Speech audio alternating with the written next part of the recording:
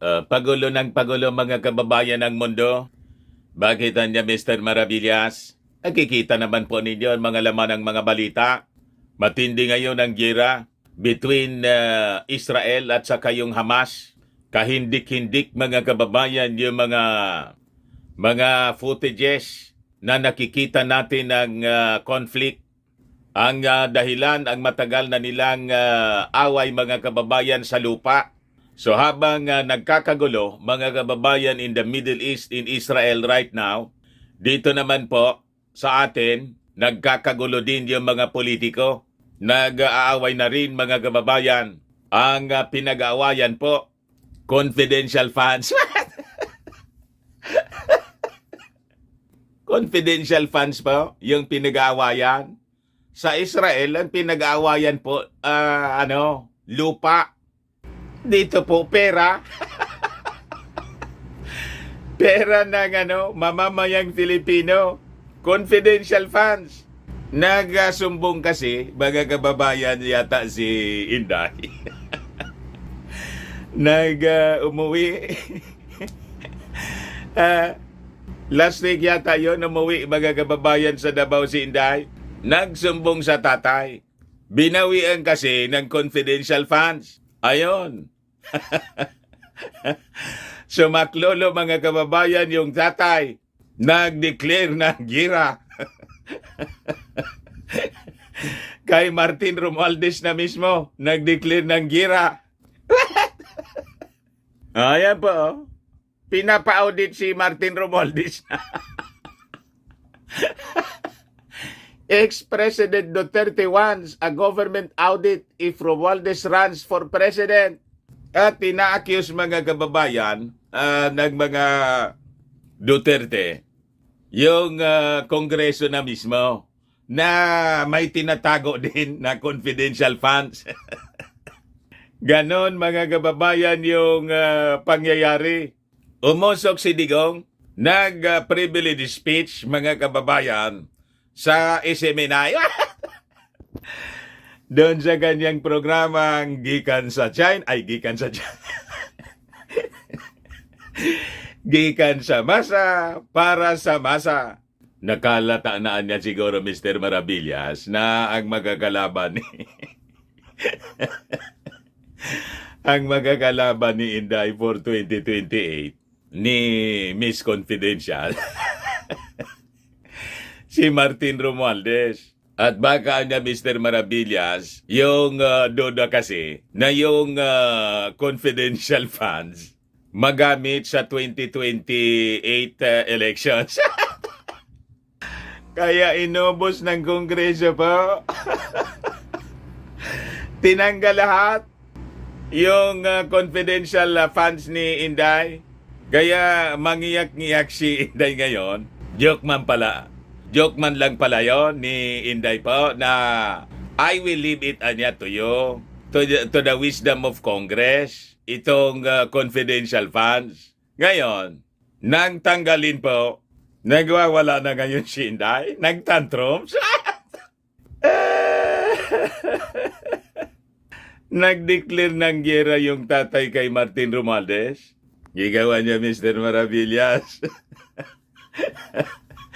Pinagtatawanan mo pa. Di ba nakakatawa?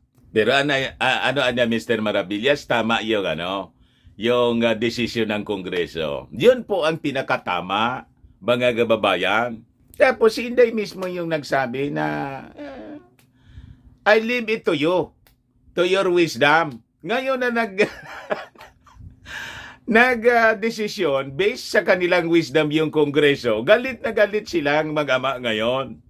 Yan kasi, hindi makaprangka na talagang kailangan nila. Yung confidential presidential fund.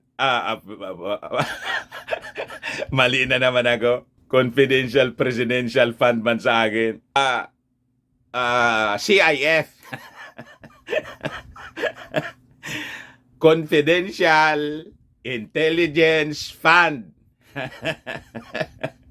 Uusok na naman niya Mr. Maravillas yan, yung tumbunan ng mga DDS vloggers.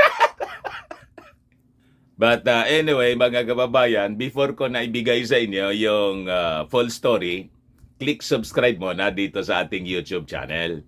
And hit the notification bell para lagi po kayong updated sa mga kaganapan dito sa ating bansa.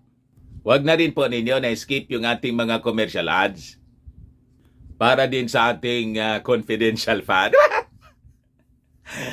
At saka like and share na rin po ninyo para marami yung makapanood. Yan po mga kababayan yung mga top stories ngayon. Napaaga yung bakbakan po sa politika. Yung presidential yung politika sa 2028 presidential elections. 5 years pa mga kababayan, nagsisimula na po ang bakbakan. Di ba?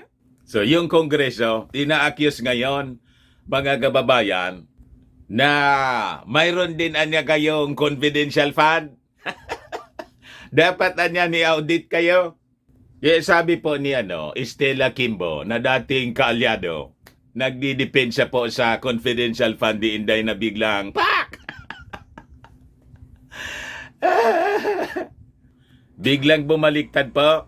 Wala man anyang ganyan na pundo na confidential fund ang Congress. Ito po yung sabi ni Kimbo. Wala pong confidential funds ang Congress. Yun pong sinasabi na 1.6 billion ay extraordinary expenses. Yung extraordinary po ay fully auditable, which is different from confidential. At ang Congress ay wala po nung confidential. Yung extraordinary po ay yung katulad po, alimbawa, ng expenses during calamities.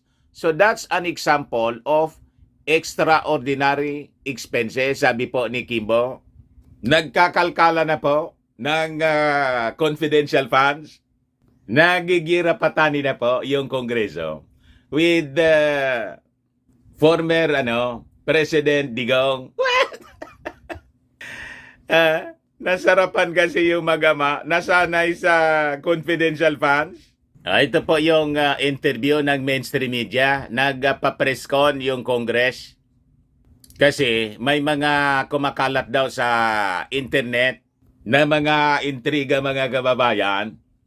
Fake news, may mga nagpapakalat ng fake news na yung Congress sa mga kababayan may confidential funds din. Sabi po ni Representative Stella Kimbo, wala man anyang ganyan sa Kongreso. Ito po, pakinggan ninyo, parinig ko sa inyo yung paliwanag ni Kimbo. Na meron daw confidential funds ang House of Representatives. Would you like to address that question? Okay, squarely, wala pong confidential funds ang Congress. Yung pong sinasabi na 1.6 billion ay extraordinary expenses. Ano po yun? Para lang po sa for everyone is very clear. How is that different from confidential? Kasi pag tinignan mo kasi yung GAA, it's under the same heading. Tama po. Kasi ang heading ay confidential intelligence and extraordinary. So, magkaiba po yung confidential doon po sa extraordinary. Yung extraordinary po ay fully auditable, which is different from confidential. At ang Congress ay wala po ng confidential. Yung extraordinary po ay yung katulad po halimbawa ng expenses during calamities. So, that's an example of extraordinary expense. Okay, kung kakaiba po, parang gano'n. Unforeseen circumstances. Yes, parang gano'n. Opo. Hindi siya confidential. Yes. So in short, that's right. Ayan. Gustong idamay ni Inday ng mag-ama, mga kababayan, yung Kongreso sa issue ng confidential funds. Tinanggalan niya kasi ninyo yung confidential funds ni Inday sa Office of the Vice President pagkatapos sa DepEd. Pagkatapos, kayo pala may 1.6 billion na confidential funds. Yan ang gustong palabasin mga kababayan ng mag-ama. And with that, nagpalabas ng official statements po yung Congress bilang sagot sa attacks, mga kababayan, ni Maudigs laban kay Martin Romualdez sa Kongreso na. Inaway na ni Maudigs yung buong Kongreso. What? Nag-declare na po ng gira, parang yung sa Israel at Hamas. Napaga yung init ng politika, mga kababayan, dahil sa ambisyon sa 2028 presidential elections. Nawalan na niya siguro Mr. Maravillas ng source. Malamang. Ito yung official statement ng Congress. Office of the Secretary General, House of Representatives, 19th Congress, Statement, October 11, 2023. The House of Representatives, under the leadership of Speaker Martin Romualdez, is in agreement with former President Rodrigo Roa Duterte that government expenditures should be transparent and fully auditable.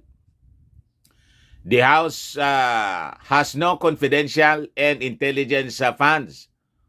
All line items in our budget are subject to regular accounting and auditing rules and regulations.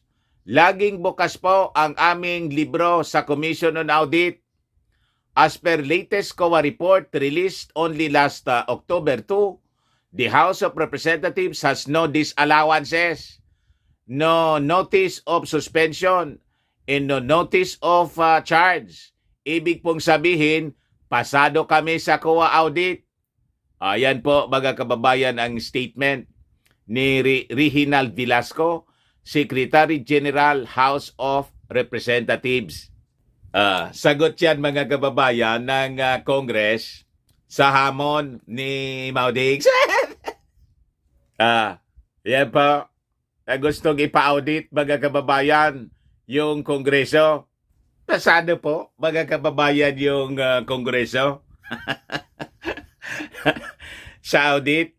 At wala pong confidential funds ang Kongreso. Yung mga nagpapakalat po ng balitang ganito, fake news, propaganda. Nasaktan kasi masyado mga kababayan yung mag-ama dahil po doon sa pagtanggal totally ng confidential funds ng Office of the Vice President at saka ng DepEd. Ano kaya niya, Mr. Maravillas, ang miron diyan sa confidential funds? Bakit nang gagalaiti yung mag-ama? Secret. Confidential nga eh. Secret. Pero just the same, mga kababayan, di po nagpasindak yung Kongreso. Ni-realign nila yung confidential funds ni Inday sa Office of the Vice President, DepEd, pati yung iba pa na mga agencies po. Hindi man lang po yung kay Inday. Yan po, House realigns 1.2 billion plus in confidential funds. Ayan po yung update ng balita ngayon. The House of Representatives has realigned a total of 1.23 billion pesos in confidential funds from various government agencies. Marikina City 2nd District Representative Stella Luz Kimbo said kahapon. Sabi po ni Kimbo, Vice Chairman ng Committee on Appropriations, that of the amount, 1.05 billion was taken from the Office of the Vice President, DICT, Department of Foreign Affairs, Department of Agriculture. Kasama po yung yung Department of Agriculture kung saan ang concurrent DA Secretary, yung ating Pangulong BBM. Pero yung mga kalaban, mga kababayan ng ating Pangulong Bongbong Marcos, pati yung confidential funds ng Office of the President, gustong ipatanggal. Commander-in-Chief po yon. Di ba? in charge ng security ng buong bansa. Paano ipatanggal ninyo yung sa Office of the President? Sablay yung mga argumento ninyo. Ang dapat talagang itanggalin ito na mga confidential funds ng Office of the Vice President kasi yung Vice Presidente po, spare tire man lang po siya ng Presidente. Yung DepEd po, wala man kinalaman sa security agencies. Kaya nga, tingnan ninyo, pati yung sa Department of Foreign Affairs, DICT, Department of Agriculture, tinanggal na rin po. Wala man pong personalan dyan, mga kababayan, na isipin ninyo, sinisingle out yung mga Duterte. Kimbo said, the remaining 187 million was from 6 government agencies whose confidential funds have been cut down. Yung Bureau of Customs, Office of the Presidential Advisors on Peace, Reconciliation, and Unity, Department of Justice, Office of the Secretary, Office of the Solicitor General, Anti-Money Laundering Council, Office of the Ombudsman. Kimbo said the 1.23 billion was realigned to the National Intelligence Coordinating Agency. 300 million yung binigay. Ito yung mga tama na binibigyan po ng confidential funds. So, binigay sa National Intelligence Coordinating Agency 300 million, National Security Council 100 million, Philippine Coast Guard 200 million na po, galing sa 10 million, Department of Transportation 351 million, DepEd's Government Assistance to Students and Teachers 150 million, DICT Cybercrime 25 million, Department of Foreign Affairs 30 million, Bureau of Fisheries 30 million, Office of the Ombudsman 50.4 million. So sabi ni Kimbo, the confidential fund of the Office of the Ombudsman has been reduced to 1 million pesos as per request of the agency, while the remainder of the proposed budget it originally sought has been realigned for its maintenance and other operating expenses or MOOE. So yun po ang ginawa ng Kongreso at tingin natin tama lang po yung mga aksyon na ginawa po ng leadership ng Kongreso.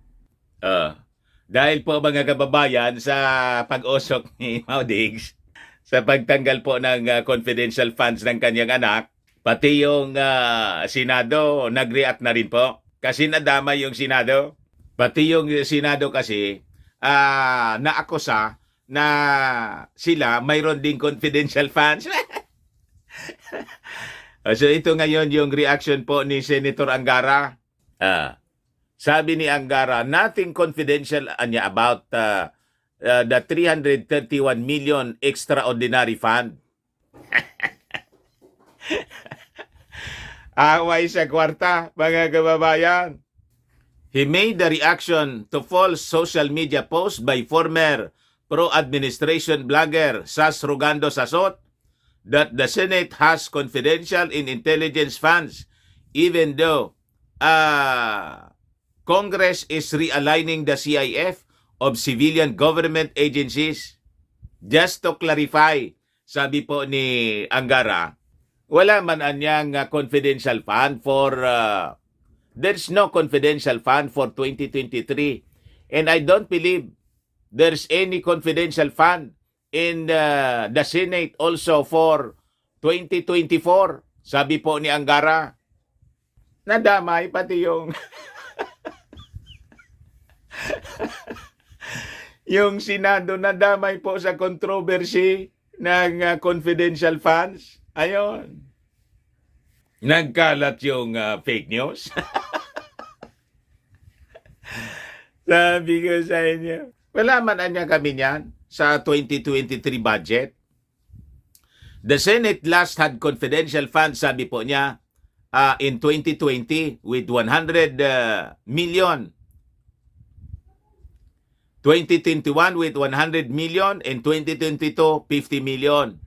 But were not used. Thus reverted anya to the Treasury.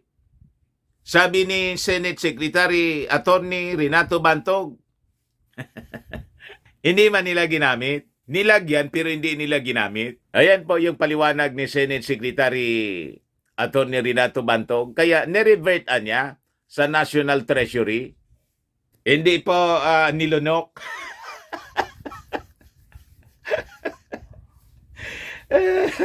Si Inday po, yung 125 million, yun po yung nag-trigger po talaga. Kaya bumaliktad yung Kongreso. Imagine, 11 days. 11 days, 125 million yung inubos ni Inday. Linunok. Siyak mga kababayan si Estela Kimbo. So ulitin natin mga kababayan to counter the fake news in propaganda laban sa Kongreso ngayon. Gustong durugin po yung Kongres.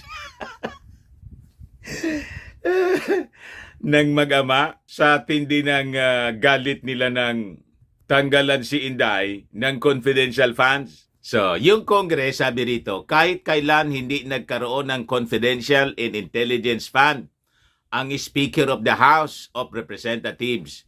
Wala nito sa panahon ni Speaker Martin Romualdez. Wala kahit sa mga nagdaang speaker. Ang kini-question na 1.6 billion sa pondo ng House of Representatives ay yung line item na may titulong Confidential Intelligence and Extraordinary Expenses. Nakapaloob ito sa MOOE o Maintenance and Operating Expenses ng House of Representatives. Lahat ng items sa ilalim ng MOOE ay subject sa regular audit ng COA. Walang disallowances ang House of Representatives matapos itong i-audit. Ibig sabihin, pasado sa audit ng COA ang MOOE ng Kongreso kasama ang kini-question na line item. Ang 1.6 billion extraordinary expenses ay hindi nakapaloob sa budget ng Office of the Speaker. Klarado? Kundi sa budget ng buong institusyon. Kasi dinidiin ngayon, mga kababayan, si Martin Romualdez, gusto nilang durugin. Lagi kasing kasama, mga kababayan, ng ating Pangulong Bongbong. Yun yata kasi yung tinitraining tulad ng mga sinasabi natin. Pero wala man po akong inside story. Mga pananaw ko man lang po. Kasi makikita naman po ninyo, siya yung laging kasama. Abroad at kung saan-saan dito sa Pilipinas. So, ako nakikita ko, talagang si Martin ang malamang basbasan ng ating Pangulong Bongbong Marcos. At hindi po si Inday. Kasi inassume ng mga DDS na dahil po sa unity team, nagkasama yung dalawa, President, Vice President, in the 2022 elections, siya na yung endorse. Wala man pong ganon, sabi ko po sa inyo. Sa tingin ko po, walang agreement na ganon. Yung political alliance nila for that election only. Ibang usapan po ang 2028 election. Siguro kung alimbawa, magiging maayos yung relasyon ng dalawa for 6 years, baka, pero malabo. Naglaro kasi agad si the little girl. Ilogarsi, mga kababayan. Gustong ikudita po si Martin Romualdez, hindi papayag doon ang ating Pangulong Bongbong Marcos. Di ba? Para para hawakan ninyo sa liig yung ating Pangulong Bongbong Marcos. may sword of Damocles palagi na may piligrong impeachment. What? At pag ma-impeach yung presidente, sino pa yung papalit kung hindi yung vice? Hindi papayag ng ganon kasi may masama na pong experience yung mga Marcoses. Sa tatay, alangan naman po na hindi mag-iingat. Kaya laging nasa tabi ng ating Pangulong Bongbong Marcos, yung pinsan na si Martin Romualdez, sino pa man yung pagkakatiwalaan. Di ba? O ngayon, selos na selos sila kay Martin Romualdez ngayon. Ayon, si Maudix na yung umatake. What? Sabi ninyo mga didis, in the bag na ni Inday kasi 32 million yung boto, mas mataas pa sa Pangulo. Bakit kayo na-insecure? Di ba? Sabi ninyo, mas mataas ang ratings ni Inday sa Pangulo. Parang mas tama yung aking mga analysis na si Inday, mga kababayan, kaya nagkaroon ng 32 million, mas mataas pa sa Pangulo, kasi yung mga Marcos loyalist bumoto sa unity team. Pero yung mga DDS, mga kababayan, hindi man po bumoto kay hindi man binoto si President Bongbong Marcos. Inday lang sila. Yung iba nag-isko. So, ibig sabihin mga kababayan, ang DDS man lang po, ang mga supporters ni Maudix at ni Inday, yung excess na hindi nga mag 1 million yon, yung excess na boto, mga 600,000. Yung DDS, kaya naging 32 million si Inday, 31 million plus si President Bongbong Marcos. So kung luminaban si Inday, mga kababayan noon for president, talo. Remember 2016 mga kababayan election, ang nagluklok sa posisyon kay Maudix, yung mga Marcos loyalist. Tama po? Wala man pong mas base si President Digong. Doon man lang siya sa Davao. Tinulungan po ni Super Ate. Wala man siyang mga gobernador, congressman. Si Super Ate man lang po. At dahil sa support ng mga Marcos loyalists, ayon, nanalo si Maudix. Tama yung ating mga analysis pa, mga kababayan. Ni gusto nilang madaliin siguro. Ayon. Nagka-crack na mga kababayan yung relasyon with this issue sa confidential funds. Diyan niya, anya Mr. Maravillas, para niyang natutuwa ka. Hindi man ako natutuwa. At sabi ko nga po mga kababayan, kung magka-bitak-bitak at mawasak yung unity, wala man po akong kinalaman. Hugas kamay uli ako, Poncio Pilato. Sila man lang po ang dahilan. Ang aga-aga pas kasi, mga kababayan, nag-ambisyon agad sa politika. Serbisyo muna sana sa ating mga mamamayang Filipino. Hindi yung day one pa lang po, politika na. Ang pinagandaan agad mga kababayan, yung 2028 presidential elections. Inatunugan ng mga congressmen.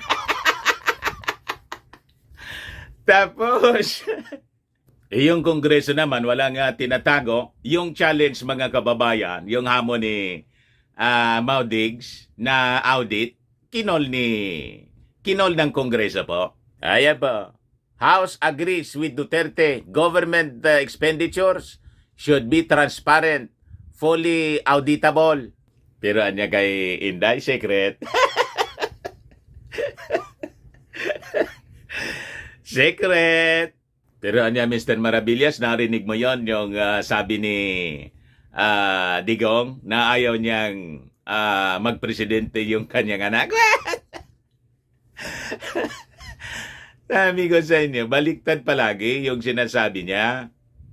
Di ba yun ang sabi niya din noon? Hindi siya tatakbo? What? Kaya nga nanggagalaiti sila, mga kababayan, nagsumbong sinday ng tanggalan ng confidential funds. Konektado yun doon, mga kababayan. Ngayon, sabi rito sa balita, lalong dinidiin ni Duterte Senior ang anak. Confidential funds can't be used for seminars. Ito kasi yung mga pinagsasabi, mga kababayan ni Maudix, doon sa kanyang programa ang gikan sa gikan sa masa, gikan sa masa para sa masa.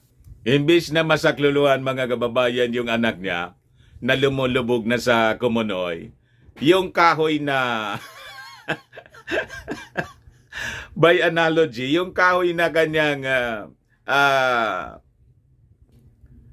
kinuha para makapitan ng anak, yung yung nangyayari ngayon, imbis na hilain niya sa Kumunoy, parang dinidikdik pa. Self-incriminating po. Ngayon ang balita ngayon, mga kababayan, dito, na ginagamit daw sa mga seminars and field trips. Pag aamin, mga kababayan, ni Maudix doon sa kanyang programa, bakit po parang dinidiin niya yung kanyang anak? Sabi rito, labag kasi sa guidelines ang paggamit ng CIF para sa mga seminar at field trip. The former president appeared on SMNI television on Tuesday, defending his daughter's request for confidential and intelligence funds for next year. In the SMNI interview, the former president revealed that the vice president wanted to use the funds to push for the return of basic military training in schools. Duterte claimed his daughter wanted to soft landing for the program by holding seminars and field trips to military camps for students. What? Bawal man po ang ganon. So, lalong naging tama, mga kababayan, justified talaga na tanggalan po ng confidential funds yung DepEd at the Office of the Vice President kasi hindi ginagamit po sa tama, sa mali ginagamit yung pondo. Wala man kinalaman po sa intelligence gatherings as intended po ng confidential intelligence funds. Pati po tree planting nga. Galing sa bibig mismo ni Inday doon sa Kongreso. But anyway, yan man lang po, mga kababayan. Baka lang gusto ninyo itong itry. Firmax Firming and Lifting Cream. Pinapahid po sa mga pulses in affected area. Mahinan po sa paninigas ng mga kasuan. Ito naman po, Automax Radiant Serum. Sa mukha naman yung application. Anti-aging po siya. You will look 10 years younger than your age. Sa mga cancer patients naman po, baka lang gusto ninyo itong itry. Nengxia Red Mixed Fruit Drink. Hindi man po siya gamot, food supplement siya. Kaya lang, gawa siya, mga kababayan, sa goji berry. Yung goji berry may anti-cancer properties. Okay po? O yung mga inquiries ninyo, dumiretso na lang kayo sa aming messenger sa Facebook para masagot namin agad. Ako po si Dante Maravillas. Bye-bye po. God bless.